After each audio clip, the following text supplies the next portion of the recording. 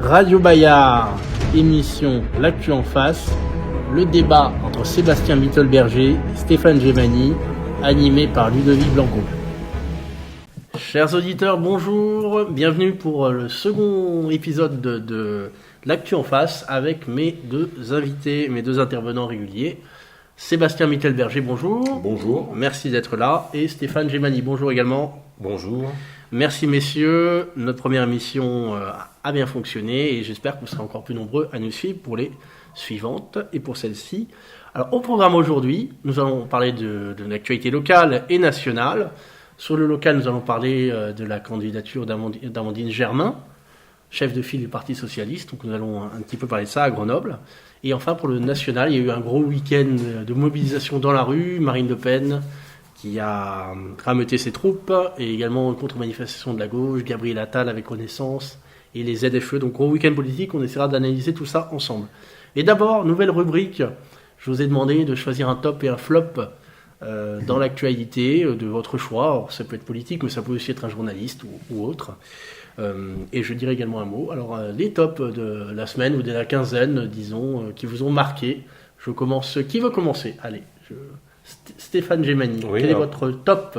Alors moi, mon top, c'est les salariés de Vancorex, parce que j'ai envie de vraiment leur dédier ce top, parce que très franchement, il y a une énergie qui est exceptionnelle, qui n'est pas forcément assez, à mon avis, relayée, ou alors de façon relayée de façon assez anodine, parce on sait qu'il y a un problème sur une plateforme chimique, on sait à peu près certaines choses, mais on n'a pas le fin mot. Et je trouve qu'ils ont vraiment eu une action qui a été très avant-gardiste et très responsable, notamment en se constituant en intersyndical. Et là, ça a été non seulement l'intérêt de leurs propres emplois, mais on oublie un petit peu que c'est l'intérêt également du territoire, de la souveraineté nationale sur ces questions chimiques, pétrochimiques, etc.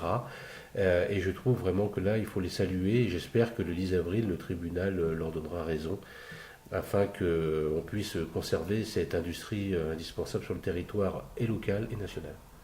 Eh bien, on va avoir l'information très rapidement, donc c'est le jeudi, et on essaiera d'en parler peut-être dans la prochaine émission. Sébastien, le top. Alors, j'en ai plusieurs. D'abord, je voudrais, dans les tops, rendre hommage à Jacques Rebaud, président des Brûleurs de Loup. Excellent. 3 fois champion de la Ligue Magnus sous sa gouvernance, une fois contre Rouen, 2 fois contre Angers. Et les Brûleurs de Loup, dans leur histoire, ont gagné 9 fois cette coupe qui les place en champion de France. 9 fois, on est les premiers en France en nombre de titres, il me semble. Et c'est exact. Donc un grand merci, un grand bravo à Jacques Rebaud, et avec tout le dynamisme qui est le sien. Et alors j'en profite pour préciser qu'on espère aussi pour le FCG, la saison n'est pas terminée, mais ils sont premiers depuis le début de saison, peut-être que ce sera la bonne. On aura peut-être l'occasion d'en reparler. Alors avec le FCG, avec le rugby d'une façon générale, j'ai pas très bien compris comment ça marchait. Est-ce qu'il suffit pas d'être en tête du championnat? Oui, il y a des phases finales. Des phases finales. Et j'avoue ma méconnaissance totale.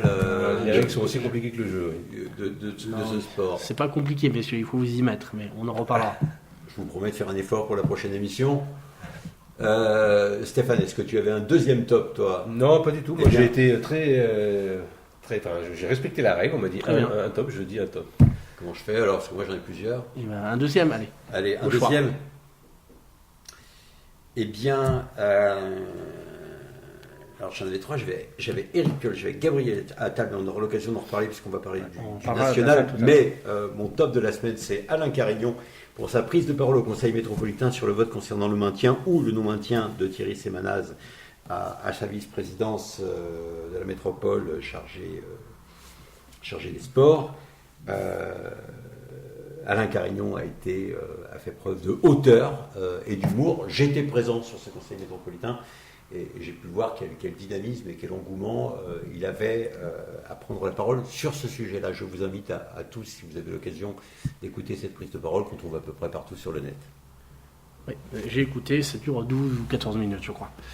Alors moi j'ai un top, messieurs, je me permets de m'inviter dans le débat. Et c'est pas du local, c'est du national, c'est Philippe Etchebest qui a eu une 2e étoile au guide Michelin. Et je trouve que Philippe Etchebest, c'est quand même une personnalité médiatique et culinaire, une personnalité qui fait vivre la gastronomie française, le patrimoine français. Et on a besoin de gens comme ça qui réussissent, qui sont des acharnés de travail, qui nous donnent de l'espoir, qui incarnent vraiment quelque chose, cette valeur, ce savoir-faire, cette culture du travail.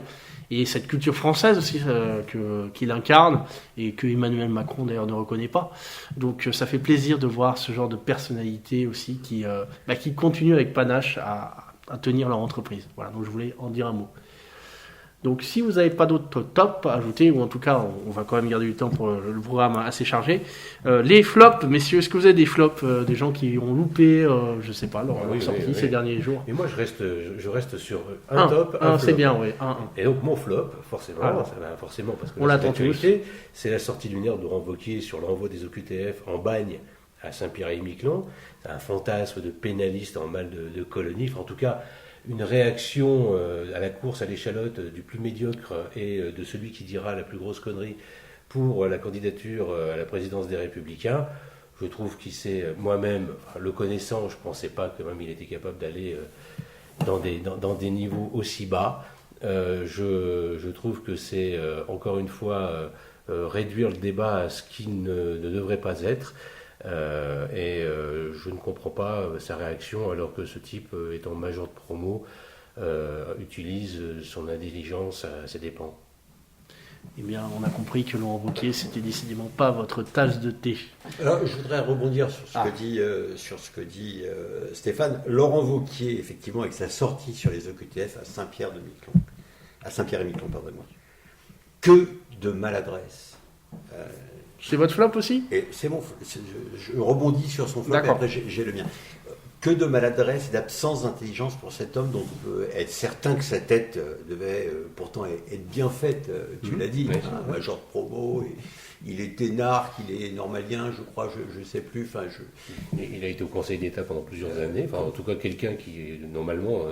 Docteur en histoire. Comment peut-on se commettre dans une telle bêtise, et surtout, c'est une question que je me pose souvent quand il s'agit des personnalités politiques. Apparemment, il n'y a personne pour conseiller ces gens-là.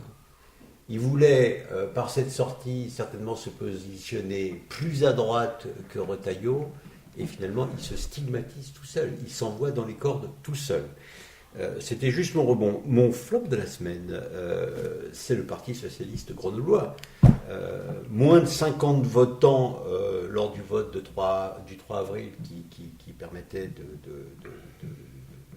de voter et d'extraire une tête de liste. Des secrétaires de fédération qui jettent l'éponge. Extrêmement peu de participants à ce vote. Tout ça d'ailleurs pour extraire une tête de liste qui n'aura de socialiste à terme que de nom, puisqu'il y a fort à parier qu'elle rejoindra le bercail d'une partie de la liste sortante d'Éric Piolle, qui sera on va en parler la justement, liste ça va être de Laurence Ruffin. Premier sujet. Pardonnez-moi. Moi, mon flop, c'est François Ruffin, parce qu'il avait tenu un meeting, c'était pas ce week-end, c'était celui d'avant. Et j'ai souvent entendu à droite ou dans les milieux souverainistes se dire « Oh, François Ruffin, quand même, il a un autre discours que la LFI ». Et puis il nous a fait une sortie, j'ai trouvé ridicule, sur les contrôles aux faciès. Donc voilà, j'ai trouvé que François Ruffin, en réalité, c'était une fraude politique et qu'il a montré qu'il était de gauche radicale comme les autres. Oui, étonnamment, moi aussi, je suis assez d'accord. Il n'a pas été bon. Alors, je suis pas en accord forcément avec tout ce que peut déclarer François Ruffin. Il m'a ému parfois, notamment quand il avait fait sa sortie à l'Assemblée nationale avec son maillot de foot. Je trouvais qu'il parlait vraiment bien des bénévoles, enfin des gens qui s'engagent sans condition. Mais là, j'ai écouté justement son discours et je ne l'ai pas trouvé bon. Je l'ai même trouvé timoré, pas sûr de lui. Enfin, voilà, sans forcément. Enfin, la forme et le fond n'allaient pas. Voilà. Peut-être que les choses s'arrangeront au fur et à mesure, mais c'est vrai que là, pour une première sortie où il a voulu marquer quand même un moment clé dans certainement la future campagne à venir, je l'ai trouvé quand même un peu en dessous de ce que j'imaginais de lui. Eh bien, Stéphane Gemanier et moi sommes d'accord, comme quoi il se passe des choses ici. Messieurs, premier grand sujet. Grand sujet, notre sujet local, puisqu'il y a du nouveau pour les élections municipales. On a appris, donc, vous avez commencé à en parler, Sébastien, qu'Amandine Germain avait été, suite à un vote interne, nommée élue chef de file du Parti Socialiste. Alors, deux questions peut-être pour Sébastien, et puis Stéphane nous dira ce qu'il en pense de cette candidature. Qui est Amandine Germain ? Peut-être déjà pour nous savoir qui est Amandine Germain et qu'est-ce que c'est qu'une chef de file du Parti Socialiste ? Ça veut dire quoi ? Elle est candidate à la mairie de Grenoble officiellement ? Alors, apparemment, il est de bon ton, je ne sais pas comment ça se passe dans les autres villes, mais il est de bon ton à Grenoble de désigner des chefs de file, tout parti et toute obédience confondue, que des têtes de liste. Peut-être une superstition avec ça. En tout cas, le 3 avril, Amandine Germain, conseillère générale de l'opposition au conseil départemental et élue sur le canton grenoblois, a été élue par ses pairs,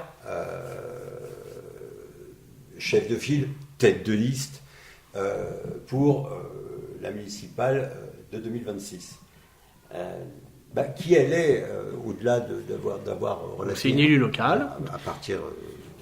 Depuis pas mal d'années quand même. Bien sûr, elle existe dans le paysage politique grenoblois depuis une bonne dizaine d'années, je dirais. La personne est quelqu'un de très bien, c'est à n'en point douter. Je ne suis pas étonné par le résultat de ce vote.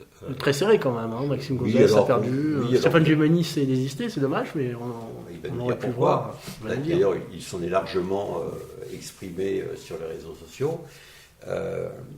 Donc oui, je crois que c'est 24, 21 ou 23, 21, je ne sais plus. Enfin, au final, un parti comme le Parti Socialiste à Grenoble, qui est quand même une ville de plus de 160 000 habitants, n'a réussi à obtenir qu'une cinquantaine de participants à ce vote, ce qui est quand même un petit peu affligeant. On parle du Parti Socialiste de Dubedou, on parle du Parti Socialiste de Michel Destaut. De Michel Destaut. Mais Grenoble est une ville historiquement socialiste. Mistral, effectivement, et on se retrouve là avec un vote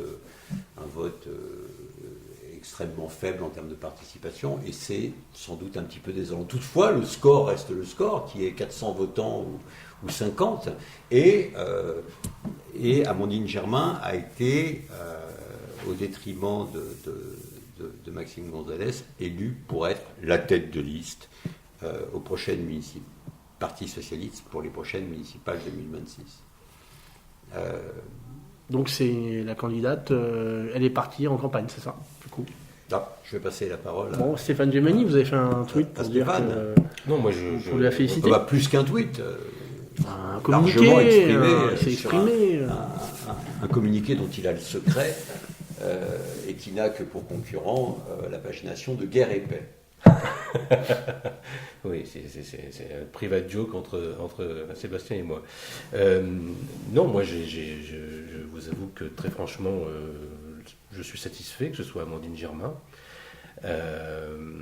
Quel que soit le résultat, parce que je sens quand même un petit peu d'amertume dans les propos de Sébastien, quel que soit le résultat, la participation aurait été la même. Ça aurait été une autre personne qui aurait été élue, la participation aurait été la même. Donc j'aurais voulu peut-être entendre à ce moment-là ta satisfaction ou non concernant le nombre de votants. En tout cas, ça aurait été exactement le même. Moi, pour revenir, je le dis, je le redis, je l'ai redit, ma préoccupation à ce moment-là, lorsque j'ai fait candidature, c'était aussi d'intervenir en tant que personne un peu différente dans la stratégie propre au PS, parce que nous avions malgré tout deux anciens collaborateurs qui s'affrontaient, qui savent très bien gérer, manipuler l'interne, dont un qui pensait déjà peut-être avoir la victoire sur un plateau, et j'ai peut-être été la personne qui n'a pas forcément permis l'issue telle qu'elle devait se dessiner. Voilà.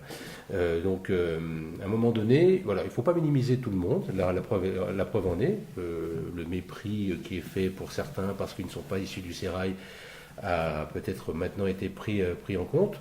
Après, voilà, moi je pense qu'Amandine est la bonne personne, en tout cas dans le rôle qu'elle a, parce que pour l'instant, elle n'est pas déclarée comme étant en tête de liste, elle est déclarée comme la première des socialistes pour négocier ce qui va se passer par ailleurs. De qui se moque-t-on? Mais c'est comme ça que ça se passe. Après, tu sais... Déjà, vous n'êtes pas d'accord. On n'est pas d'accord. Non. Il y a une dénomination. On n'a pas voté pour une tête de liste, on a voté pour la première des socialistes. Elle sera peut-être tête de liste, qui sait. Mais tu sais, je crois qu'à l'heure actuelle, déjà attitrer quelqu'un alors qu'il y a tellement d'eau qui peut passer sous les ponts en un an, on ne va pas se précipiter. En tout cas, moi, je ne suis pas dans cette précipitation. Là, ce qui est intéressant avec Amandine, c'est la personnalité d'Amandine, avec laquelle je ne suis pas forcément en accord. On est deux gauches différentes. La différence, c'est qu'Amandine, on peut pas lui reprocher de ne pas être sincère dans son engagement, dans ce qu'elle est, dans ce qu'elle défend. Elle l'a démontré.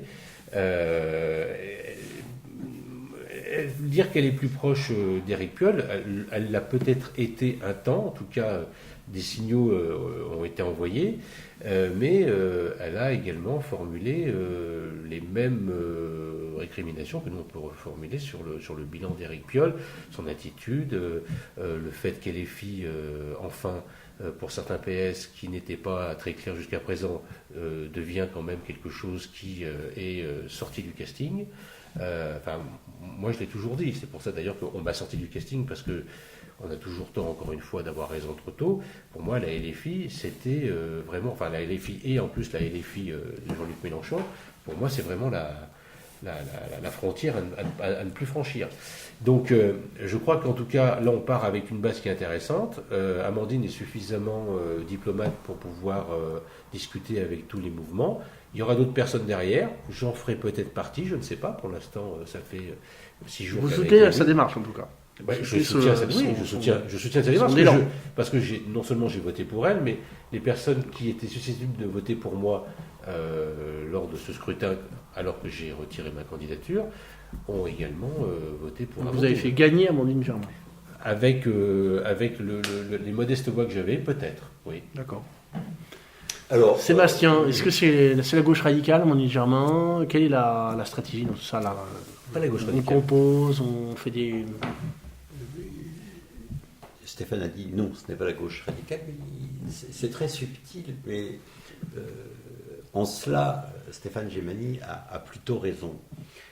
D'abord, non, Stéphane, en cas de victoire de Maxime Gonzalez, je n'aurais pas eu la mauvaise foi de dire que là, finalement, tout ça m'arrangeait bien. Tu es incapable. Je trouve.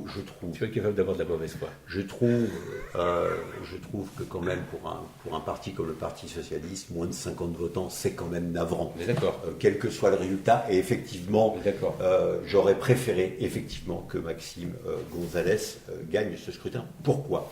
Parce que non, et je corrobore le propos de Stéphane, ce n'est pas la victoire d'Amandine Germain, n'est pas la victoire d'une gauche radicale. C'est la victoire d'un socialisme radical est beaucoup plus compatible avec la partie acceptable de ce qui sera la majorité sortante. Je nomme la liste pour l'instant estampillée Ruffin, Belair, Lheureux. C'est que des femmes alors à gauche là qui se partagent. Peu importe. Alors, c'est tendance. Mais ça soit que des femmes. Pas une question de tendance. Non, c'est un constat. C'est femmes aussi parce que. Non, c'est un constat. On a des femmes sur le devant de la scène pour 2026 pour l'instant. À la fin, s'il n'y a que des femmes, ça s'annulera. Enfin, je veux dire, le fait que ce soit que des femmes ou que des hommes, pour moi, le genre, le sexe ne constitue pas un CV. Et si Amandine Germain, et si Laurence Ruffin. Pour vous, mais pour l'électorat, vous savez pas. Non, je ne sais pas quel poids ça aura aujourd'hui, et à mon avis, aucun. Toutefois, je pense qu'effectivement, la victoire d'Amandine Germain est une victoire, et Amandine Germain sera une candidate. Alors pour l'instant, chef de file, la première des socialistes. Je trouve qu'on a des termes bien alambiqués à un an de la municipale. Je ne vois pas très bien comment le PS pourrait désigner une autre tête de liste que la personne qui a été élue par ses pairs et par des adhérents du Parti Socialiste à la tête de ce scrutin. C'est vrai que c'est souvent comme ça que ça se passe. Mais c'est quand même un petit peu compliqué. Je pense toutefois que Amandine Germain et la candidate qui satisfait le plus Éric Piolle. Et je pense, et tout à l'heure je l'avais mis dans mes tops, et je pense que le grand gagnant à date, pour l'instant, de ce scrutin, c'est Éric Piolle. Le grand gagnant de cette élection de Monique Germain, c'est Éric Piolle, parce que je pense qu'il aura avec elle peu de difficultés à la mutualiser au milieu de cette liste qui va sortir. C'est très méprisant, encore une fois, de réduire. Alors, ça aurait été un homme, on aurait réduit le même homme au même qualificatif. J'espère que vous ne me prêtez pas. J'espère qu'en tout cas, j'espère que tu n'as pas l'idée de pouvoir associer ça parce que Amandine Germain est une femme. Moi, Amandine Germain, je pense, c'est d'ailleurs pour ça qu'on a des désaccords, c'est qu'elle est ferme sur certains de ses principes, je suis ferme sur les miens. J'ai pas l'impression qu'on est irrespectueux. Et après, quelle est une sensibilité qui, un temps, ait pu se rapprocher d'Éric Piolle et qui est peut-être un peu plus compatible, effectivement, avec Éric Piolle ou avec son équipe, pour moi, je trouve que c'est une valeur intéressante parce que dans l'exigence que les autres personnes auront autour d'elle, en tout cas, moi, j'en serai l'une de ces personnes, les négociations peut-être aboutiront sur autre chose. Faut pas en fait, vous avez peur d'Alain Carignon et vous voulez faire le rassemblement le plus large possible. Moi, d'abord, je suis pour un rassemblement le plus large possible, mais pas de façon inconditionnelle. Voilà. À un moment donné, un rassemblement, c'est pas tout le monde et n'importe quoi et n'importe qui. C'est aussi sur des principes, ces principes fermes. Après, moi, Alain Carignon, il fera ce qu'il fera. À nous d'être suffisamment intelligents pour pas lui donner raison. Quand même, je voudrais revenir sur ce qu'a dit Stéphane, parce que le propos que vient de proposer Stéphane comporte une attaque, et une attaque sexiste.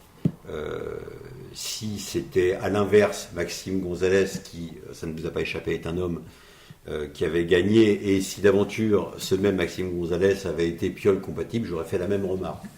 Donc je n'imagine pas une seule seconde qu'on puisse associer ma remarque au genre d'Amandine Germain. Ouais, j'espère. Il se trouve, ce n'est pas à espérer ni à regretter, c'est ainsi. Je reste persuadé effectivement que c'est une victoire d'Éric Piolle parce qu'il y a cette compatibilité.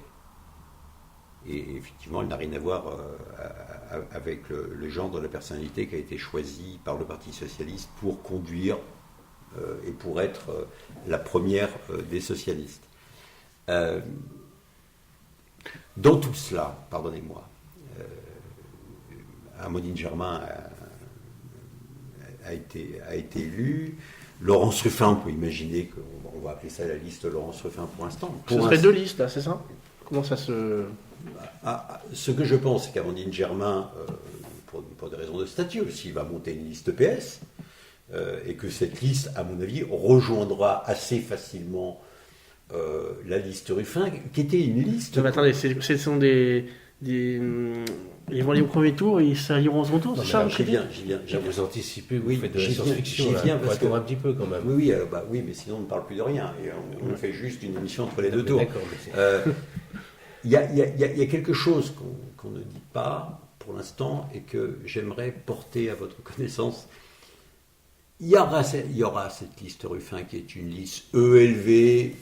On peut l'imaginer, une liste ELV, gauche un peu plus modérée, Parti socialiste, dans laquelle effectivement j'entrevois qu'elle peut être compatible avec Amandine Germain. Mais ce qu'on ne dit pas autour de cette table, c'est qu'il va certainement y avoir une liste LFI. On ne peut pas imaginer que dans cette ville qui a été gouvernée quand même pendant 2 mandats conjointement par ELV et puis par LFI, que LFI va rester en dehors du jeu. Donc ils vont faire une liste face à cette gauche. Il va y avoir une liste. Je pense que Éric Piolle est beaucoup plus subtil que ça. C'est pas une liste face. Éric Piolle ne sera pas candidat. Non, mais c'est lui qui tire les ficelles. Je pense quand même qu'on a enterré Éric Piolle un peu trop vite à Grenoble. Peut-être parce qu'on n'arrête pas de dire sur les réseaux sociaux et dans la presse. Est-ce que c'est pas Éric Piolle qui a enterré Grenoble? Je pense que Éric Piolle a fait les mandats qu'il a fait. Il y a des choses qui ont été très bien, il y a des choses qui ont été déplorables, il y a des prises de position qui sont extrêmement répréhensibles. Il y a un bilan qui est forcément bigarré. Mais penser qu'Éric Piolle, parce qu'il a pu avoir des soucis au national et pour sa gestion plus que contestable, notamment de la sécurité. Penser qu'Éric Piolle est au 36e dessous et qu'il n'est plus du tout dans le jeu, à mon avis, on commet une erreur. Ça reste Éric Piolle, ça reste un stratège de qualité, ça reste quand même... Éric Piolle est fait de téflon. Rien n'accroche sur lui. Voilà. Donc je suis assez d'accord avec Sébastien sur la question. C'est un Terminator version T1000. Amandine Germain est la meilleure candidate justement pour pouvoir négocier ouvertement avec tous les partenaires. Et Dieu sait que là, partenaire à gauche, il y en a quand même un paquet. Donc à un moment donné, il va falloir mettre tout ce beau monde d'accord de façon à ce qu'on puisse avoir le moins de listes à gauche possible. Qui est une liste LFI, moi je suis d'accord, on ne pourra pas, à mon avis, passer autrement. C'est la volonté de la LFI au niveau national, ils veulent faire des listes dans toutes les villes indépendantes, ils veulent vraiment mettre au pas le reste de la gauche. Et j'ai envie de même vous dire que les LFI qui ne supportent plus la ligne Jean-Luc Mélenchon, s'ils veulent aller avec eux, grand mal leur fait, parce que moi c'est pas mon problème. Moi j'entends certaines personnes qui me disent, mais tu sais moi, LFI, je suis anti-Mélenchon. C'était presque pour me dire... je suis compatible avec vous. Oui, mais démerdez-vous, en gros. C'est-à-dire que si vous devez à un moment donné prendre la responsabilité de partir et de venir vers d'autres mouvements, d'autres hémisphères, faites-le, mais c'est pas à nous, à vous cautionner. Nous, à un moment donné, et les filles, c'est Jean-Luc Mélenchon. Donc, terminez cette violence, cette expression antisémite larvée. C'est plus possible. C'est plus possible. J'ai été candidat en 2022-2024 à cause de ça. Donc, c'est pas moi qui vais accepter qu'on puisse négocier avec des gens comme ça. Mais pareil avec des ELV qui ne valent pas mieux que certains LFistes. Parce qu'entre nous soit dit, on a quand même à Grenoble certains ELV qui sont tout aussi durs, voire même au-delà, que nos LFistes. Donc là aussi, à un moment donné, il va falloir que l'on travaille sur ces questions-là. Et rappeler l'influence de l'ADES sur tout ça.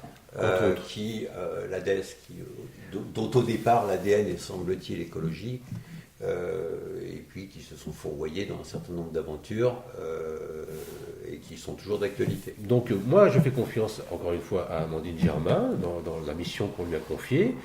J'espère qu'elle aura l'intelligence, mais je sais qu'elle l'a, mais aussi la vigilance de ne pas s'entourer uniquement de personnes qui, encore une fois, la conseilleront de façon, encore une fois, très interne à un microcosme, parce que ça aussi, c'est quelque chose, il faut quand même que la gauche dise on a failli.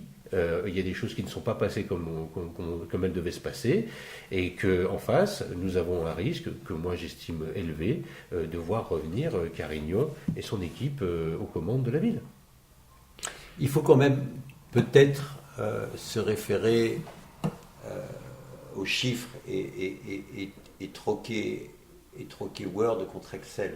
Ça, vous l'avez dit la dernière fois. Je vais le dire à chaque fois. Tu vas le dire à chaque fois. Et si d'aventure, c'est un comique de répétition. Un running gag. Et si d'aventure, lors d'une émission, je ne le dis pas, je vous fais confiance à tous les deux pour pouvoir le remettre sur un comique de répétition, c'est sur la table quand ça s'arrête. Les chiffres des dernières élections nationales, européennes, placent LFI largement au-dessus de EELV. Dans Grenoble, un peu moins quand même. Pardonnez-moi. Dans Grenoble, Glucksmann, etc., ça fait quand même du score. Oui, je le dis que ça n'est pas de score. Mais de l'eau passe sous les ponts, il y a encore un an. Et là, déjà, je pense qu'il y a quand même quelques hectolitres qui sont passés sous les ponts grenoblois. Donc, les attitudes de LFI au national, ce qui s'est passé, enfin tout ça. Encore une fois, il y a un instantané qui est une élection, mais il y a des choses qui évoluent. Et on sait très bien qu'actuellement, le lectorat, il est tellement volatile qu'il peut changer d'idée d'une minute sur l'autre. Et bien dans ce cas, nous en reparlerons, nous allons voir un petit peu ce qui se passe, les prochaines séquences locales. Nous allons ouvrir la page nationale aussi. Il y a eu un gros week-end politique, un gros dimanche politique avec je ne sais combien de forces politiques dans la rue, dans les meetings. D'abord, on va commencer à me dire un mot quand même sur Marine Le Pen, qui a eu donc a priori son appel sera en 2026. Donc peut-être qu'en appel, elle pourra finalement être éligible. C'est peu probable, je pense, mais elle a encore un petit espoir. Elle a rassemblé ses partisans dans la rue à Paris. Le RN n'a pas l'habitude de faire des manifestations. Quel regard vous portez sur ce rassemblement ? C'est un plan com qui fonctionne terriblement bien. Enfin, encore une fois, le RN n'avait pas forcément envie que Marine Le Pen soit empêchée, mais le plan com RN va s'égrener comme ça, encore une fois, pendant des mois, des semaines, jusqu'aux élections présidentielles. Et on voit bien dans les sondages récemment qui ont été faits entre Marine Le Pen et Jordan Bardella, ça ne bouge pas d'un iota. Les gens veulent voter pour quelqu'un qui soit issu du Rassemblement national. Donc là, c'est une tambouille interne de façon à sauver le soldat Le Pen. Mais à un moment donné, il faut arrêter. Enfin, moi, c'est quelque chose qui m'exaspère. Ça m'exaspère aussi de voir certains de l'extrême gauche, comme d'une droite qui devient de plus en plus radicale, de dire que c'est un scandale démocratique, etc. C'est pas du tout un scandale démocratique. Marine Le Pen n'est plus. Il y aura un successeur ou quelqu'un d'autre. Et voilà, très bien. Il y a un appel malgré tout. Il y a un appel, très bien. Allons jusqu'à l'appel. Si l'appel donne raison à Marine Le Pen, tant mieux pour Marine Le Pen. Si l'appel lui donne pas raison, il y aura un successeur. Mais en attendant, on va nous gonfler et on remet en cause, encore une fois. Moi, je trouve que c'est quand même, pour des gens qui défendent la France, qui défendent l'idéal français, la République, la démocratie, ils mettent tout à bas, ils nous font un trumpisme terrible. Leurs manifestations, ça a fait pchit.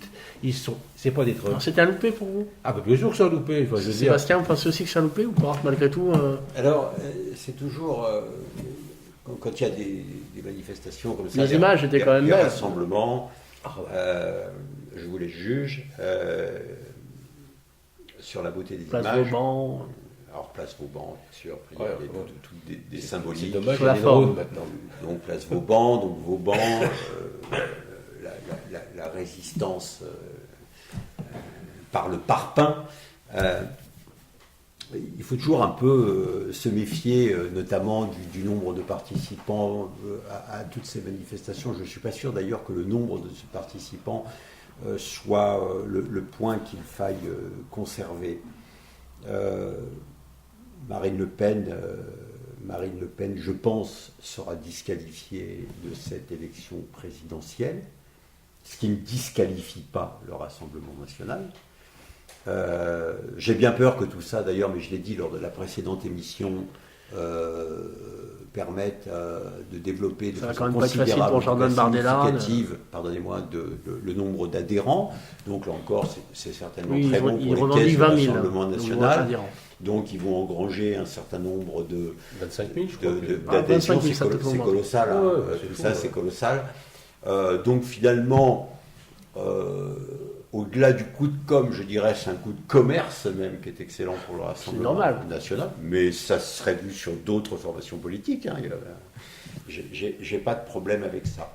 Je pense qu'on s'excite un petit peu sur cette histoire qui arrive à Marine Le Pen.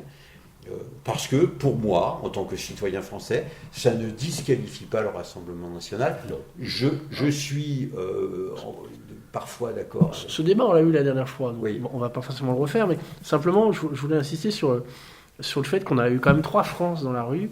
Enfin, 3 France. Quelques milliers de personnes, finalement. Mais c'est quand même intéressant de voir qu'à 2 ans d'une élection présidentielle, alors qu'il n'y a pas d'élection en ce moment, on a le même jour dans la rue la France Insoumise, le Rassemblement National, Renaissance qui avait un meeting le même jour, et des rassemblements aux ZFE. C'est quoi c'est tout le monde se compte en ce moment. Mettre les ZFE dans le même panier. Oui, non, c'est pas dans le même panier, mais quand même, il faudra qu'on en dise un mot. Oui, on peut en dire un mot, mais je pense quand même que là, on peut pas mettre. Autant, c'est un rassemblement politique. C'est un rassemblement politique, c'est ça. C'était le sens de ma remarque. Oui, mais politique au sens presque noble du terme, même oui, si tout on peut à fait. avoir des désaccords. Mais on peut comprendre. Mais politique quand même. Mais oui, enfin moi, oui, on a quand même 3 formes qui sont en train de se distinguer un petit peu. Dans les deux, on a quand même une extrême droite qui défendait, à proprement dit, une cause particulière qui était sa dirigeante, son totem légendaire, voilà. De l'autre côté, des gens qui se disaient lutter contre justement l'extrême droite, mais en ayant eux-mêmes ostracisé, étant eux-mêmes tout aussi extrémistes sur certaines questions. étant mal parti, parce qu'on peut pas dire, on peut pas partir sur une campagne en disant on est contre l'extrême droite et avoir une affiche qui a des relents d'antisémitisme primaire. Enfin voilà, tout ce beau monde a fait son show. Je ne sais pas quels sont les chiffres des autres manifestations. À mon avis, c'était guère plus important que ce qui s'est passé sur la place Vauban. Voire moins, c'était tous à peu près pareil, à 2-3 000 près. Voilà, donc chacun a essayé de savoir qui avait la plus grande manifestation. Moi j'ai trouvé ça vraiment presque pitoyable pour la politique en général et pour ces mouvements en particulier, parce que c'était pas représentatif de ce que les Français veulent. Les Français veulent des réponses à leurs problèmes du quotidien. Je ne suis pas sûr que Marine Le Pen c'est leur problème au quotidien. Je ne suis pas sûr que avoir des gens qui utilisent l'extrême droite pour eux-mêmes se faire la cerise dans leur propre parti à l'extrême gauche. Vous savez, il y a beaucoup de gens pour qui Marine Le Pen c'est le dernier espoir. Hein. Dans le nord de la France notamment. Mais c'est une vraie question à se poser. Pourquoi c'est le dernier espoir ? C'est parce que la politique en général a failli, et pour l'instant Marine Le Pen est la seule à ne pas avoir eu le pouvoir. Et le Français a un côté complexe, c'est qu'il va donner les clés du camion à quelqu'un qui n'a pas forcément le permis. Et donc Marine Le Pen n'a pas le permis de camion. Elle a juste, depuis des années, été dans cette opposition bien structurée, qui s'est émancipée de façon un peu exagérée, pas forcément formelle, de cette tâche qui lui collait depuis des années, qui était le parti antisémite, qui pour moi en est toujours un, parce qu'on ne peut pas avoir des fondamentaux et s'en délivrer comme ça. Vous êtes encore là, vous ? Alors moi j'en suis là et je reste. Je veux dire, ça évolue pas quand même. Hein. Non, ça ne passe pas que ça évolue pas, c'est qu'à un moment donné, il faut regarder qui est où et qui fréquente encore qui. Et donc, dans l'image, si vous voulez, c'est un peu comme quand on met des trucs en vitrine, puis quand vous rentrez dans le magasin, on vous dit, écoutez, je ne l'ai pas en stock, je vais vous le commander. C'est un petit peu pareil, le Front National. Hein, c'est que la vitrine paraît attrayante, mais derrière, il n'y a pas le produit. Quand on veut faire du commerce, il faut au moins avoir un échantillon sur lui et connaître le produit. Le Rassemblement national ne le connaît pas. Il sait mieux faire qu'avant, mais en tout cas, il fait mine. Sauf que ça veut dire que les autres sont de plus en plus mauvais, et donc ça laisse la place au Rassemblement national. Et quand je dis les autres sont de plus en plus mauvais, c'est aussi bien la gauche que l'extrême centre. L'extrême centre. Le centre. L'extrême centre, c'est très bien. Je valide cette formule. Incarné par Attal et par notre ami Premier ministre. On va dire un mot de Gabriel Attal. Pardon ? On dira un mot de Gabriel Attal. Sébastien, est-ce que c'est de l'entre-soi ou est-ce que c'est 3 France ? Ils sont là, ou 4 si on ajoute les ZFE. Je ne crois pas qu'il y ait 3 France, ni 10, ni 12, je pense qu'il n'y en a qu'une. Il n'y a qu'une France aujourd'hui. Pour moi, oui, je rebondis quand même sur ce que vient de dire Stéphane, et qui est très intéressant dans la constitution de son psyché. Pour Stéphane Gimani, il y a l'extrême droite, l'extrême gauche et maintenant l'extrême centre. C'est-à-dire qu'en gros, il n'y a plus rien d'autre que des extrêmes, même au centre. Donc c'est absolument fascinant, cette façon de toujours stigmatiser la prise de parole, et on a la chance dans ce pays qu'elle puisse être multiple, plurielle, avec des différences colossales. Mais pour moi, c'est ça la République, et d'avoir la possibilité qu'une gauche radicale, une droite radicale, et maintenant, d'après Stéphane, un centre radical puisse s'exprimer, c'est une chance inouïe pour notre pays. Moi, je suis pas sûr. C'est bien pour ça que je l'exprime. Je dis, à un moment donné, quand tu radicalises les propos qui viennent d'un côté ou de l'autre, en rejetant la faute sur les autres, tu ne te fais pas l'introspection que tu dois faire au sein même de ton propre mouvement. Ah, mais ça veut dire quoi, rejeter la faute sur les autres ? Quand je parle d'extrême centre, c'est-à-dire que quand vous voyez Attal et son orchestre à l'Assemblée nationale, c'est soit la faute de LFI, parce que LFI donne le grain à moudre au Rassemblement national, et que le Rassemblement national est un parti populaire, etc. En fin de compte, ce beau monde n'accuse jamais, ne fait jamais d'introspection. En fait, ça c'est vrai. Ce que vous appelez la radicalité, ce que vous appelez l'extrême avec un E majuscule, c'est le débat public. Non, parce que le débat public, il peut être apaisé, il peut être constructif. La dernière fois, je ne sais pas si la dernière fois, on prenait exemple politique, c'est sur violent, Glucksmann. C'est pas un jeu d'enfant. Moi, je prends exemple sur Glucksmann ou avec Bellamy, qui pendant les élections, alors je ne suis pas d'accord avec Bellamy, j'ai plus d'appointance quand même par rapport à Glucksmann, mais quand j'ai vu le débat entre Glucksmann et Bellamy, c'était un débat de bonne facture, les gens se respectaient, il n'y avait pas d'invective, on ne se balançait pas de la vaisselle à la tronche, c'était quelque chose qui était construit. Et moi, j'ai apprécié aussi bien la posture de Bellamy que la posture de Glucksmann, parce que c'était construit. Donc ça veut dire qu'on peut avoir de la politique, et la politique n'est pas forcément violente.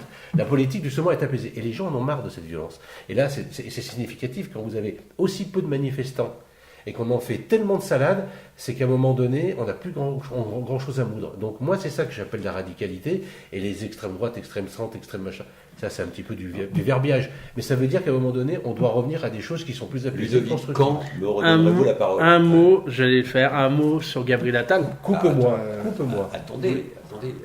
Déjà, je suis d'accord avec Stéphane quand il dit que le débat entre Raphaël Glucksmann et M. Bellamy était de grande qualité et de bonne facture. Toutefois, Stéphane Gemani semble comparer l'Assemblée nationale à l'émission de la Grande Librairie sur la 5.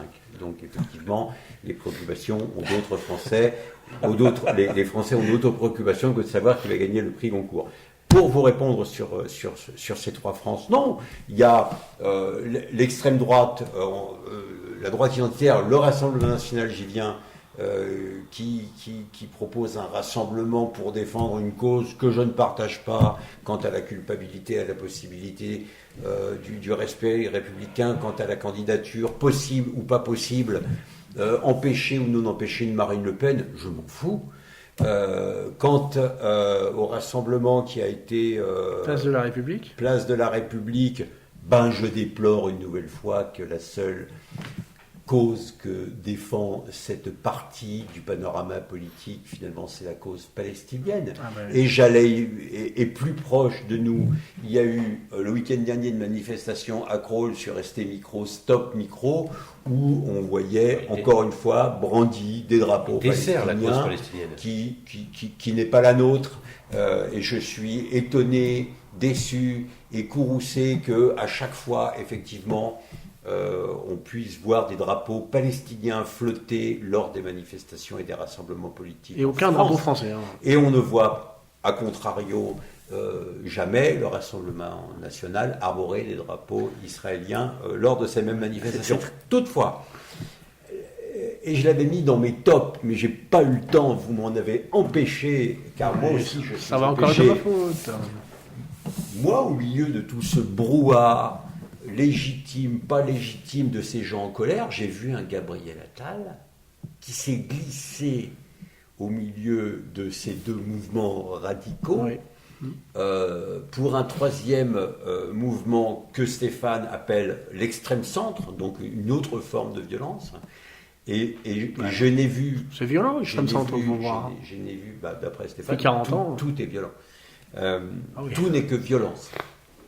Tout ne devient que violence, oui. Voilà, il corrobore son propre propos. En tout cas, il le confirme. Moi, j'ai trouvé que Gabriel Attal, son meeting, qui était attendu par personne, je crois, était à la fois intelligent et malin. Et je crois, par là, que ceux qui enterrent trop vite, à Grenoble, Éric Piolle, et en France, le parti de la majorité présidentielle ont tort. Quel rapport entre Éric Piolle et la majorité présidentielle? Ça n'a aucun rapport. Eh bien, mais si, c'en a un. C'est que quand vous écoutez les Grenoblois, oh là là, Éric Piolle est père de tous les maux. Éric Piolle est au 36e dessous. Éric Piolle devrait s'en aller par un soupirail. Il ne représente plus rien. Moi, je ne le crois pas. Pareil, et pourquoi cette comparaison? Parce qu'en France, au point de vue national, à chaque fois, on vous explique Macron... alors, où il est fou quand il prend position sur l'Europe de la défense ou sur le conflit russo-ukrainien, où il est déconnecté quand il va s'exprimer sur tel ou tel sujet national. Et en fait, d'abord, à chaque fois qu'il y a une élection, son parti arrive troisième, ce qui est quand même pas ridicule pour un parti qui représente une majorité présidentielle qui est au pouvoir depuis bientôt 10 ans. Et je crois que la présence de Gabriel Attal et son propos ont plutôt fait mouche. Et je pense que des trois, puisque c'est un petit peu autre question, oui, bien sûr. Des trois rassemblements qu'il y a eu ce week-end, je ne parle pas en termes de nombre, parce que je pense qu'en gros, ils ont tous fait à peu près 8000 personnes. Je pense que c'est celui qui s'en est le mieux tiré. Mais de mon point de vue. Il s'en est le mieux tiré, mais c'est quand même extrêmement cynique, Gabriel Attal, parce que vous aujourd'hui, faire de la politique sans cynisme. Aujourd'hui, ça va être compliqué. Aujourd'hui, si on en est là, aujourd'hui à l'Assemblée nationale, dans cette situation, c'est à cause de Gabriel Attal. C'est Gabriel Attal qui a fait élire des dizaines de députés en France Insoumise par sa stratégie contre le Rassemblement national. C'est la responsabilité de Gabriel Attal. Ça, c'est la démocratie. À un moment donné, vous ne pouvez pas aller au-delà d'une stratégie. La démocratie, c'est des alliances contre nature, entre l'extrême centre et l'extrême gauche. Contre nature quand elles ne arrangent pas un camp. Non, pardonnez-moi. En démocratie, il n'y a rien de contre nature, il n'y a que des gens qui votent. Voilà. Et s'il y a autant... Je ne suis pas en désaccord avec vous sur la tambouille NUPES et sur la tambouille NFP qui à un moment a arrangé qui... Parce que le RN ne fait pas de tambouille. A arrangé... Laissez-moi terminer. Qui a arrangé finalement tout le monde pour des raisons de gain ou de conservation de circonscription. Et là-dessus, d'ailleurs, Olivier Faure, il faudra lui rendre hommage à un moment ou à un autre, parce qu'il a quand même préservé... Rendre hommage à Olivier Faure, sûr. Alors là, c'est exceptionnel. Non, mais attendez, je n'ai pas terminé. Il faudra aussi rendre hommage à quelqu'un qui était gardien du temple, d'avoir gardé le temple. Quant au Rassemblement national,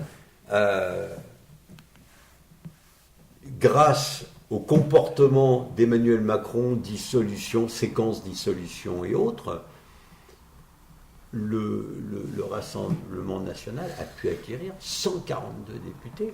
Pour moi, messieurs, que ce soit NUPES d'un côté, NFP, pardonnez-moi, que ce soit le Rassemblement national de l'autre et la partie, on va dire, plus centrale du panorama politique, on n'a jamais eu, ou alors depuis très longtemps, en tout cas la date et les chiffres m'échappent, mais une représentativité aussi démocratique à l'Assemblée nationale du choix des Français.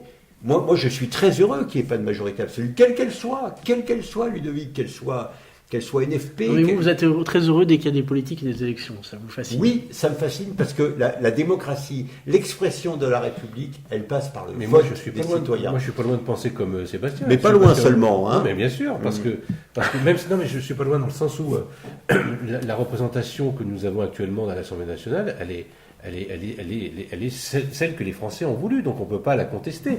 Après, il y a des retraits de candidats les uns pour les autres pour empêcher Bardella d'avoir une majorité. Mais après ça, vous avez raison là-dessus, le Front républicain. C'est le Front républicain. Front des copains. Oui, mais ça, c'est encore une fois, ça c'est selon le jour où ça va au sens, ça nous arrange. Selon où on est positionné sur sa géographie. Mais après, c'est important la géographie. Après, on peut se poser la question sur le fonctionnement des institutions. Là, c'est un autre problème quand on voit qu'on n'arrive pas à faire fonctionner correctement certaines choses, parce que peut-être que les institutions n'ont pas évolué avec l'air du temps. Et l'air du temps, c'est aussi entendre ce que les Français veulent. Et les Français veulent quelque chose de différent. Et donc c'est ça aussi. Les Français veulent de la pluralité. Moi aussi, voilà. Eh bien, moi je voulais... Je vois si on a encore quelques minutes. Très bref. Très bref. Enfin, si on doit aujourd'hui revenir sur ce que vous disiez tout à l'heure sur les trois visions de la France qui semblent irréconciliables, non pas tant par leurs idées, mais que par leur manière de faire de la politique. D'abord, vous avez l'outrance contre la nuance. Vous avez la com contre le fond. Et moi, je mettrais Gabriel Attal justement dans cette partie com contre le fond, parce qu'encore une fois, Gabriel Attal, lui, a tendance à se dire, n'importe comment, on va se retrouver dans une situation peut-être qui va m'être favorable, et sur un malentendu, je peux gagner. Enfin, moi, j'en ai un petit peu marre des Michel Blanc de la politique qui se retrouvent en haut de l'affiche parce qu'à un moment donné, le contexte les a aidés. Et puis enfin, il y a le clash contre le compromis. En fait, vous êtes un naïf quelque part. Moi, vous êtes un homme un pur. utopique. C'est un homme pur. C'est fascinant. Qui malgré les joutes politiques est demeuré intact. Si on veut, oui peut-être, certainement, et je le revendique. Mais en tout cas, je rebondis sur la question, et sur l'intitulé de votre question, Ludovic, que j'ai trouvé extrêmement pertinente. Ah, merci. Non, ce ne sont pas des Frances irréconciliables parce qu'elles ne sont pas fâchées. Parce qu'il est tout à fait possible dans une assemblée, et je l'appelle de mes voeux, une assemblée doit être constituée de LFistes et doit être constituée de gens du Rassemblement national. Car ces gens, les extrêmes, les radicaux, les fascistes de tous bords, permettent aussi, quand c'est le bloc central qui décide de tout, de poser les bonnes questions et de mettre des vrais sujets régaliens sur la table, notamment, et ça nous l'avons abordé lors de la dernière émission, notamment sur le sujet de l'identité. Je ne parle pas d'émigration, je ne parle pas de sécurité ou d'insécurité, je ne parle pas de narcotrafic, je ne parle pas de tout ça, je parle d'identité. Et grâce, malgré tout, et peut-être que vos auditeurs vont vous appeler pour me dégager, mais grâce aux 10 ans qui nous ont été, qui ont donné la gouvernance de ce pays à la Macronie, je trouve qu'effectivement, les partis radicaux de gauche et de droite ont augmenté la tessiture de leur voix, ont augmenté leur score, leur nombre de députés. Je pense que c'est souhaitable. Pendant combien d'années allait-on avoir un pays où finalement les extrêmes étaient représentés à minima alors que les gens votent pour eux? Je trouve ça très rassurant que l'extrême gauche et l'extrême droite dans ce pays puissent s'exprimer. Que l'expression soit là, je suis assez d'accord, mais c'est aussi une défaillance de la gouvernance de ces 10 ans, puisqu'elle devait à un moment donné apaiser et non pas rendre aussi importante l'expression, et même aussi radicale, parce que je pense qu'on n'a jamais été dans une telle violence, et les 10 années que nous avons vécues a véritablement radicalisé une droite comme une gauche sur ces questions-là. Et on n'a jamais entendu autant de choses aussi violentes. Si on revient il y a 10 ans, les émissions que l'on avait comme Hanouna ou comme d'autres émissions sur Nova, elles n'existaient pas. Et elles étaient moins engagées, moins politisées. En tout cas, même si elles voulaient dire certaines choses, elles ne les disaient pas sur ce même ton. Et là, on l'a. C'est la force de notre ami Stéphane Gimani, qui est né en 1971, sous Pompidou. Sa France est en noir et blanc, roule en DS, c'est l'ORTF. Il faut surtout que rien ne bouge. Tout change, je suis pour une France plus punk, où les radicalités peuvent s'exprimer, parce que la démocratie, c'est ça. Dans combien de pays la démocratie et tout ce qui compose la démocratie et tout ce qui compose la République peut s'exprimer. Mais la radicalité, c'est pas la violence. Et là, mais la République, c'est aussi la radicalité. Messieurs, oui, mais pas la violence. Nous sommes quasiment à 52 minutes d'émission. Est-ce qu'on dit un mot des ZFE ou ce sera pour notre choix? Les ZFE, non, allons-y. On est chaud. Brièvement, Les ZFE, s'il vous plaît, je vous demanderai d'être bref. Bien sûr. Les ZFE, c'est un terrain vague pour mythomanes. C'est extraordinaire. Les partisans du contre ont des arguments pitoyables et ceux du pour aussi. On vous parle de la ruralité. La ruralité, c'est-à-dire les gens qui ne sont pas concentrés dans des grandes métropoles, ne sont pas concernés par la ZFE. Donc, qu'est-ce qu'on essaie de nous faire croire? Quant aux populations, pardonnez-moi, qui sont concernées par la ZFE, c'est pas de savoir critère 1, critère 2, critère 3. On fait tout, et notamment à Grenoble, mais dans d'autres villes qui sont pas gouvernées par des écolos, on fait tout pour qu'il y ait moins de voitures. On fait tout pour que les mobilités soient différentes. Et je vous assure, on s'y fait. Je pense que la ZFE, parce qu'il y a un volet de la ZFE qu'on refuse d'aborder, c'est ce que ça coûte. C'est ce que ça coûte, la ZFE, les parkings relais, les trucs, les machins. Alors qu'on vit dans des territoires où il n'y a plus de foncier, mais on veut construire. Je pense que c'est un non-débat, la ZFE. Et oui, je pense que la ZFE va reculer.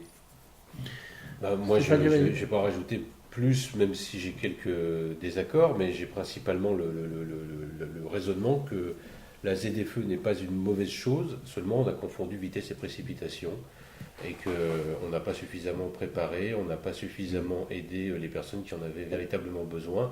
Il y a un espace-temps qui a été contraint, d'un coup on se précipite parce qu'on s'aperçoit qu'on a pris un temps énorme sur les problèmes de politique environnementale, sanitaire surtout, parce que la ZFE a quand même un impact qui est important par rapport à ce qui se passe dans les villes contraintes. Mais encore une fois, on tape sur les mêmes qui sont les petites gens, qui sont obligés à un moment donné de faire des efforts que d'autres ne subissent pas de la même façon. Donc Moi, je dirais que la ZFE n'est pas une mauvaise chose, comme c'est une bonne mauvaise idée, et que la différence qui fait que c'est devenu une mauvaise idée, c'est qu'on a confondu vitesse et précipitation, qu'on n'a pas suffisamment préparé nos concitoyens et qu'on essaie de rattraper des politiques qu'on n'a pas menées avant. Je suis totalement en désaccord avec ce qui vient d'être dit. On a essayé de faire de la ZFE un sujet social, alors que c'est un sujet sociologique. Eh bien, messieurs, nous reparlerons des ZFE, je pense. Ça va revenir dans l'actualité très certainement. Merci, messieurs, d'avoir été là. Merci à nos auditeurs. N'hésitez pas à partager cette émission pour qu'elle devienne virale. Merci à tous, à bientôt.